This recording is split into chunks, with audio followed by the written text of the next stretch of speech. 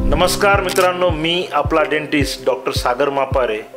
एक प्रश्न असतो की मी दाताला ब्रेसेस लावू की मी दाताला अलायनर्स लावू। आता ब्रेसेसचा काय फायदा आहे की ब्रेसेस ही टाइम टेस्टेड वस्तू आहे, म्हणजे ते लावलं की दात वेडेवाकडे सरळ होतात, पुढे आले दात मागं जातात, दातातील गॅप बंद होतात, हे नक्की आहे, टाइम टेस्टेड आहे। अलायनर्स हे पण भारी आहेत, कारण काय आहे की हे अलायनर्स लावले तर तुम्हाला ते दाताला दिसणारच नाही आहे, तुमचं स्वच्छ राहणार आहे स्माईल, आणि तुम्हाला ब्रश करायला देखील सोपं जाणार आहे। ब्रेसेस जे असतात ना, मी मेटॅलिक ब्रेसेस दिसतात, त्याच्यामुळे कधी कधी काही लोकांना असं वाटतं यार दिसू नये, तर अलायनरमध्ये तुमचं स्माईल आहे स्वच्छ राहतं, दिसतच नाही।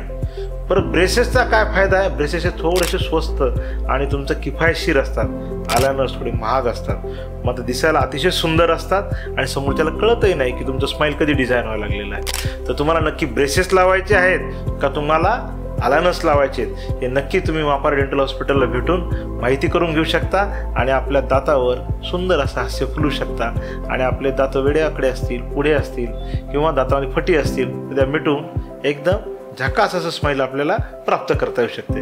तर नक्की भेटायचं आहे मापारे डेंटल हॉस्पिटल डॉक्टर लाईनला।